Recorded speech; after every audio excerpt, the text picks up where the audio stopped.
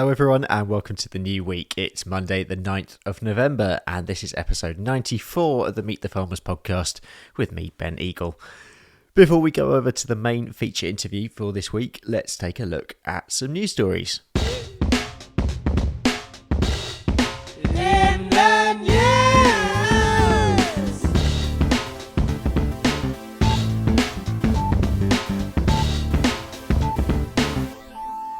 In the news last week, we learned that DEFRA has launched a consultation regarding the future of using solid urea fertiliser in England.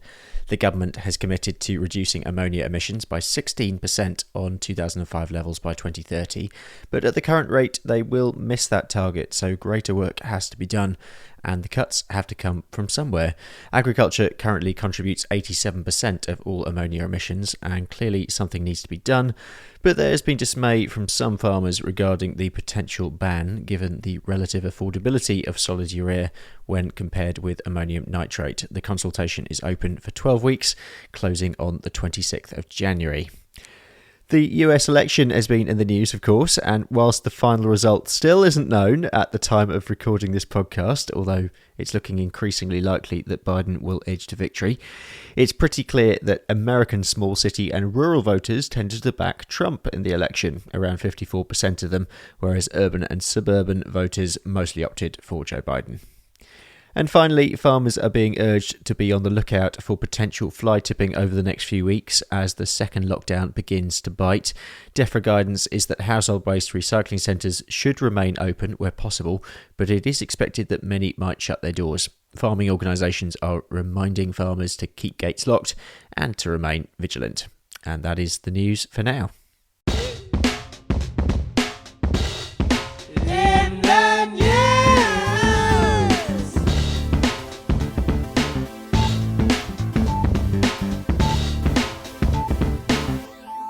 It's now time for our main feature interview, and last week I spoke to South Wales farmer Kate Beavan.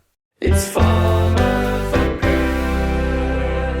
This evening I've got a cider in my hand, all will become clear later, and I'm speaking to farmer, cider maker, lecturer, NFU County Chair, STEM Ambassador and mental health first aider Kate Beavan, who farms with her husband Jim near Abergavenny in Monmouthshire. She also runs Kate's Country School on the farm. Originally from Lancashire, Kate moved to Wales around about 30 years ago to work as a veterinary nurse, and she met Jim at Abergavenny YFC, and the rest is history, as they say. The farm includes a beef and sheep enterprise, as well as growing feed for the livestock on farm. Farm to fork is also an important aspect for the Beavans, and another branch of the family, Kate's brother-in-law, runs a butcher's in Abergavenny. Kate, this is a real pleasure to speak to you. Thank you so much for coming on. Do you have are you joining me with drinking tonight, or am I drinking alone? Do you know, I was just thinking that I need to pour some in a glass, don't I? I think that you should. Yeah. Hang on a minute. Bear with me. It's not a million miles away. Lucky da, I'm there. Ah, fantastic. Well, I mean, there's so much that I want to talk to you about, but it is a really difficult time, and I'm trying to bring some optimism to the show. So I want to ask you first, what's the best thing to happen to you this year? What have been some highlights? Right, you're right. There's been a lot of lowlights this year, so it's good to be optimistic. I'm an eternal optimist. I think for us, probably, because one of the things that happened, right, is we run courses on the farm, and we haven't been able to do that this year due to COVID restrictions, because we have everybody in the house and it's very practical, it's very hands-on. So we had to cancel them all. Financially, we weren't eligible for anything. So I thought, right, you know what? We're going to stop drinking all the cider and we're going to start selling it. Great. So my lockdown project was to get a premises license, because to sell cider from the farm, and all we want to do is put a little sign up the top of the drive saying come and buy cider, you need a full pub premises license. So I had to go through so many hoops, but we are now fully licensed from 10 morning till congratulations. Thank you very much. So that, I would say, is a highlight, and also because the cider house is 1696, so it's very, very old. stainless steel in sight. And I was worried when environmental health, we called them out to have a look if they wouldn't approve. But we've got 5-star rating to sell it, because cider kills everything, all known germs. It's killed in the process. It's quite a good, clean process, and party 5 a day. Well, let's start by going back to your early life. So you're originally from Lancashire, and your dad was a real countryman, a real farming advocate, real champion. He was a writer as well, Jack Benson. Right. So my dad, countryside legend through and through. Thinking back, we had a bit of an unusual upbringing, but at the time I think it was normal. So I think animal-wise and wildlife-wise, it's always been in the blood. I had a little wildlife garden, a wildlife hospital in the garden since I was 10 years old. Yeah. And I went out bird watching with my dad and followed him around, and he was very much into the country and into the people in the countryside as well. So I did my A-levels, and I wanted to be a vet. And I was a bit of a rebellious teenager, so I got thrown out of A-level physics, which I can't go into any details now. It involved alcohol. So then I decided, right, okay, I'm going to go work at Pontins in Blackpool, which I did for a few months. And it was my dad that found this role as a veterinary nurse. I wasn't quite sure what a veterinary nurse was. So cut a long story short, which I'll try to because I talk a lot, I became a veterinary nurse and was in a small animal practice in Blackpool, and then got itchy feet and decided to have a look for another job. And I wanted to work with larger animals. Yep. So there were 2 jobs came up. One was in Abergavenny and one was in Windermere. And I used to do a lot of water. Oh, wow. Right, okay. So I loved Windermere. But I tossed the coin and I went for the one in Abergavenny, and that's wow, your life could have been completely different. Yeah, on the toss of a coin. Who would have thunk it? Yeah. So when did you move to Wales, and what was life like then? It was a mixed practice in Abergavenny. The plan was I wasn't going to stay there. I'm still here now, sort of 30 years on. So within weeks of moving to Abergavenny, because the thing is, right, so as a rebellious teenager, and you've got a bed sit in the middle of Blackpool, and my mum and dad had a band. We were into live music, and in Blackpool you wake up at 3 o'clock in the morning and the stuff going on, and you go to gigs, and then I moved to Abergavenny at 3 o'clock in the morning, and it's just not a lot going on. But there was a local pub that did live music, and they took me in the wing, so that was okay. And then because I play the piano, I thought, I'd like to buy a piano. And I saw one advertised, and a lovely farmer, Maurice Trumper, is a legend in our area. Yeah. He said, right, okay, my lads, he came into the vets, he said, my lads will transport that piano for you, but on condition you join the Young Farmers. Amazing. Right. That's how I got into the Young Farmers. And for anybody who's in YFC, they'll know that the social side is amazing, and it's the biggest rural dating agency in the world. So met Jim through Young Farmers. Let's pause there. Let's talk about the farm itself. So you're farming about 500 acres across 2 different farms in a family partnership. You've got 1,500 ewes. There's a beef enterprise. Tell us about those main enterprises. So we're predominantly beef and sheep. We've decided this year we're not going to lamb in January. For the past few years, we've been lambing in January, February, March, April. So we're not going to this year. What we've started to do, we've take the pressure off. Yes, yeah, and we're getting to that age. We don't want to be up lambing all the time. So we've got a commercial flock that we still bring in at lambing time, sort of February. But we've got a native breed, the speckled, Epits, and we've fallen in love with them. So we bought the first batch a few years ago, just as broken mouthed ewes, and we thought we'd lamb them once and move them on, and we just seem to be getting more of the native breeds, and they're fab. In fact, we had 200 delivered this week. Oh, wow. We've been shopping, and there's a lot out in the fields there. I think what, from a farming point of view, we've always been beef and sheep, but I think now we're particularly looking at more evidence-based farming, whether it's fecal egg counts before worming, or as farmers, I think we've gone a long way in that we're not using antibiotics unless we need them. Soil testing, water sampling, sort of nutrient management, all that. So it is mainly beef and sheep, but like the majority of farmers, it's also the environment and the wildlife as well. Yeah. I think family farming, particularly mixed family farms, and the environment just go hand in hand, really. And the cider making, of course. Yeah, of course, which we'll definitely get onto. Of course, yeah. So you run on your farm normally, the farm school, which we'll talk about in a bit. But 3 days a week, you teach animal welfare and conservation at your local college. And I can't believe I've been asking you to do this after a massively long day there today. How long have you been? How long have you been going at that? Yeah. So I for anybody who's listening and think, oh, she's waffling on a lot, I've actually been teaching solid online, because Wales currently are yeah, of course. we're in lockdown. We're back in the classroom next week. So from 9 o'clock this morning till 6:15 p.m. Without a break, I've been online teaching, and they're lovely students. They're foundation degree. Yeah, they can say, be careful, they might be listening. Yes, they are lovely students. But by God, when you've been teaching all day, you are completely brain dead. So I may halfway through answering a question completely forget what you've asked me, and that's not the cider. That's because I've been teaching all day. But it's great, yeah. So I teach. It's the degree's through the University of South Wales, but we're based at the US campus of Coleg Gwent. So I sort of teach at Coleg Gwent, but we offer degree courses there.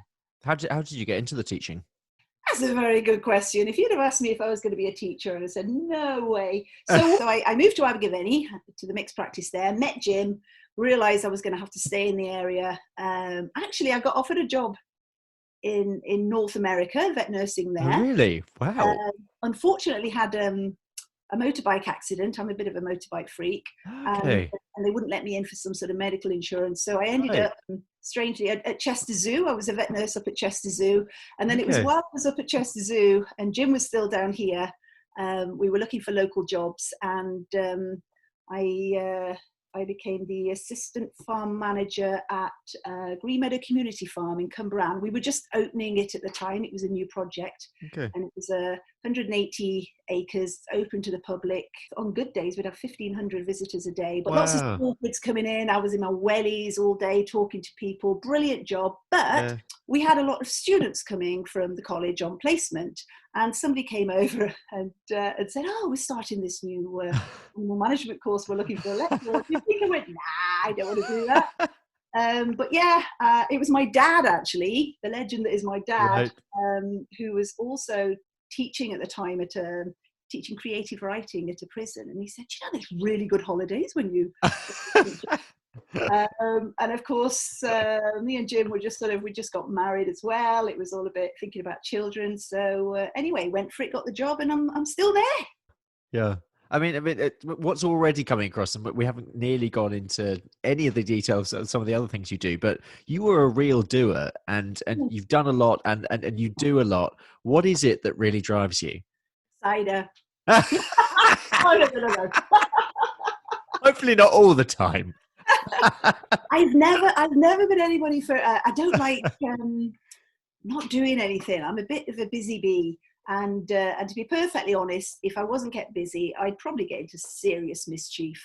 So I think people just give me things to do to keep me on the straight and narrow. Let's turn towards the country school, because that's a really great venture. And it also looks like a lot of people get a lot out of it.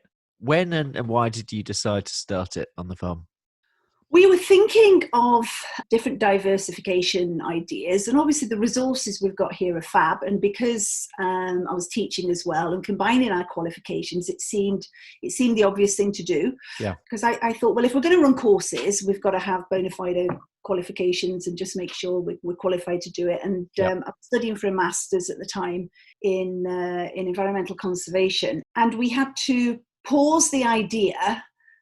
Because that's when we were approached to do lambing live. So we actually put hold Right. because I wanted to finish my my masters, and it was a strange thing because we were asked to do this program, and the live week clashed with an essential week of the course, so I had to put it forward a year.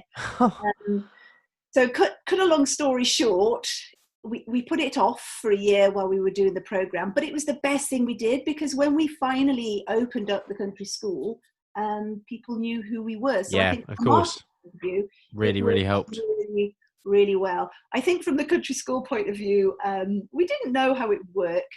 And what's been really, really nice are people come on courses, and then they come on other courses, and then they come back on other courses. Yeah. And I've had to make courses for people who've done all the courses.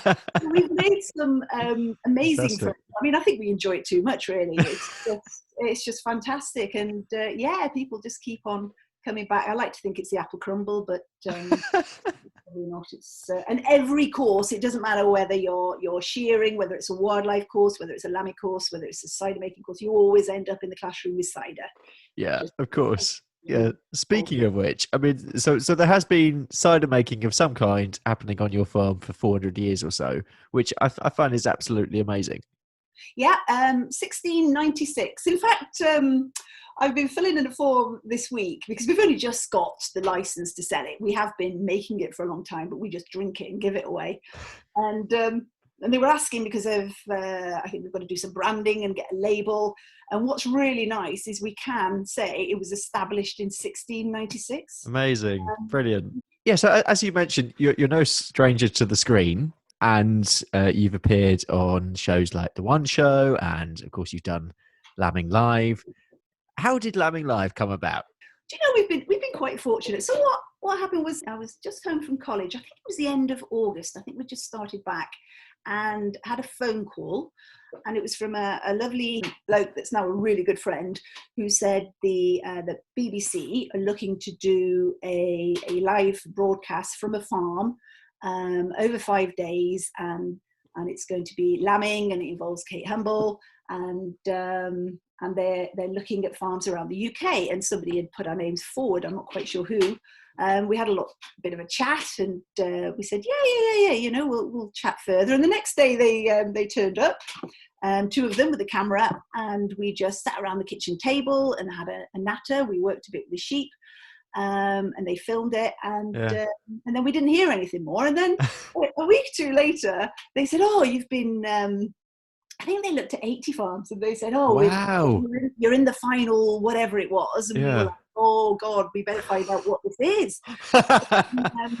The controller of BBC Two said, "Oh, she'd like to use us as the program," and that's when I had Amazing. a very long talk with the producer, because they said it was a fly on the wall, and I thought, "Crikey, Bobs, have you seen how people do that?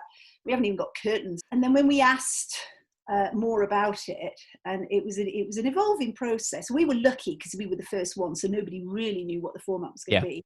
And they said, no, it's to promote British farming. And after a chat, we said, well, why not? We'll just go for it. So we did. And at the beginning, because leading up to the live broadcasts, it's the same with sort of the One Show as well. You do little, what they call VTs, so you do little films, and all that happens is they come down, and you've got a cameraman, the sound man, and there was Kate and us guys, and we had a bit of fun, and everyone kept saying, "Oh, you wait till the live in March." And I thought, how hard can it be a live broadcast? So we got around, the filming started sort of, I think it was at the Tup Sale in Bilf, and then it followed us through the year. And then March, the live broadcast, coach loads of people arrived. We had, you're talking 70 people a day for a week to produce this live broadcast. And we had a catering tent. That was the best thing. That was fab. We were shut for a week. Perks. Doctor Who's catering tent. Amazing. Security guards at the top of the drive, but that they were really there to protect all the equipment, because you've got your live broadcast equipment worth about 10 million quid, and it was 24 hours they were filming. So one of the best things, I think, was the fact that there was always somebody here, and even one of the evening camera people, we were having a kip, and he delivered a lamb on his own, which was Oh, amazing. great. we did the first night, and somebody came back and said, "Oh, you've got 3 million people watching." And I said, "Is that good? Is that bad?" I mean, we're not telly people. Yeah. But yeah, there was 3 million people a night came in our lambing shed. But it was we didn't know, because the thing about a live broadcast is you don't see it. So it didn't really hit us till... Yeah, but this is also the other thing that amazes me, because anyone who's done a lambing season will know that even depending on the size of the flock, there'll still be quite a bit of waiting around, and you don't really know whether there will or won't be something coming. How did you manage that aspect? It's a good point, and it started, I would say, weeks before the live. Right. Okay. Jim was having a panic, because first of all, we went from, well, what are the chances that the lamb's being born between 8 and 9 at night? And then we got to thinking, well, what are the chances the lamb's being born at all that week? Because we weren't sponging. I mean, things happen. So we did have a bit of a worry, but they did pop out. Thank goodness. But you sort of get weird things happen. So we had John Humphreys, Mastermind. Yeah, so he came down. He was sat at this table with a cup of tea, interviewing us for the Radio Times. Just bizarre things, sort of spin-offs, And then we were invited to this glamorous party at Claridge's with very nice. The Pennant awarded us with something because it was in the Radio Times, and it was just it's very, very strange. But the best thing about it, I mean, it was the feedback, and not only from the general public, but from farmers. We were amazed how many farmers actually watched it. And we had one farmer got in touch and told us off because he lost a lamb because he was in watching Lambing Live, and he had one born in a bag in the head. But the feedback was very, very positive. That's really good to hear, actually. And I assume the one show came off of that largely. Well, it did. I got an email. I thought it was a wind-up. So Lambing Live went out, and one of the VTs they did is they followed me out with the students, because every year I take students out. We do seal rehabilitation. We're over at Pembrokeshire, and I think they particularly picked up on that. And I got this email saying, we'd like to come and have a chat with you about the possibility of doing some one-show films. And I'm like, yeah, right, the wind up. But they did. The 2 commissioners came down and took me out for lunch in the Angel in Abergavenny, and lo and behold, I did a few years of the one show, and I think the thing with telly, right, is I've been very lucky because it's never been my job. It's been an added on, if you like, and I've never really taking it too seriously, which I think is the best way to take telly. But oh God, had some fun. You have been county chair of your branch of the NFU for how long? Oh, too long now. I think I'm due to finish. I did phone them last week and said, are we supposed to have an AGM? Because I think just double checking. I think I've done my time. I've been 2 years chair and 2 years vice chair before that. Yeah. And I take it you get a lot. You get as much out of it as you put in. Yes, yeah. I mean, the NFU are fab, and the work the NFU do for farmers. I mean, you hear lots of people moaning and groaning about what are they doing. They are working so hard. I mean, Manette is an absolute legend. Yeah. And particularly NFU Cymru, obviously the Welsh branch here. Such an amazing team. They are so dedicated and genuine, and they're there. And anything, any issues, and they're on it. They are fab.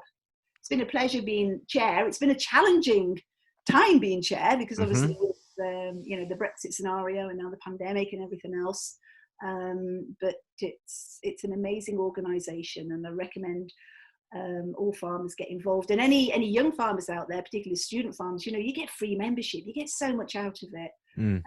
So yes, they are working hard on our behalf. You and Jim are heavily diversified, and you have other incomes as well. But are you sort of fairly secured, you reckon, in terms of your business direction for the next chapter, whatever that is?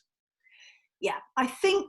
I mean, obviously, there's a reason we diversify, and a reason why the majority of farmers diversify. It's very difficult, particularly as a family farm, My son, I'd love him to work here. We can't really pay him to work on the farm, as many sheep farmers will understand. Yeah. But diversification, it isn't just about the finance. I think it's putting something in place for the next generation. Yeah. So there are opportunities for them as well. So with the butcher shop you mentioned earlier, yeah. Our nephew is sort of full-time in the butcher shop now. Here on the farm, we've got the country school. And my daughter's quite involved with that. And my son is really keen to take over part of the cider business, because we're very exciting. Rough cider and still cider. He wants to bottle it and sparkle it. And I said, well, just go with it, you know. So I think, yes, we have got a few hats, but I think you have to. You've just got to think out of the box a little bit. And as farmers, we're not very good as business people sometimes. You know, we've really got to look at our inputs and our outputs and see what works. And if it doesn't work, should we be doing it? So yeah, we'll see what happens. We always finish the show with the same two questions. I'm going to ask you them now. If you had a message for the public, any message at all, what would it be and why? Right, I think the message, particularly at the moment with the pandemic, is similar to what I said before. Keep looking out for each other, look out for your neighbours, be careful and look where your food comes from as well. Because obviously if you're buying local, if you're buying British, then the standards, the welfare standards, the environmental good that we do for the UK, the reason the UK looks so beautiful is down to British farmers. So support British farmers, but also life's too short. Just enjoy some family time. What's happened through lockdown is a lot of people are eating together for the first time. It's about enjoying your produce, sitting down with the family. Food is not just a fuel. It's there to be enjoyed. Spend quality time with each other. Don't get bogged down worrying about things that actually turn out to be a little bit trivial. Your family, your friends, your health, that's what's important. Yeah. And finally, a message for your fellow farmers. Fellow farmers, what can I say? Drink more cider. Hey, drink cider. It's a tough old year. I am an optimist, but I am aware we've got a lot of turbulence in the waters at the moment. But I think as a farming community, we're the best in the world. And again, look out for each other. And more importantly, drink cider. It's part of your 5 day, but make sure it's real cider. Cheers. Cheers. Kate, thank you so much for coming on the show. Honestly, your energy is palpable, and I think I've gained a lot of it tonight, and I'm sure the listeners will as well. So thank you so much. You're very welcome. Thank you for having me on. It's Farmer Focus. Kate Beavan from Monmouthshire. That's it for this week, but I hope you can join me next time when we're sticking in Wales and I'll be speaking to Tom Jones. No, not that Tom Jones. A beef and sheep farmer as well as contract shepherd and shearer from Mid Wales. Until then, have a great week and I'll see you next time.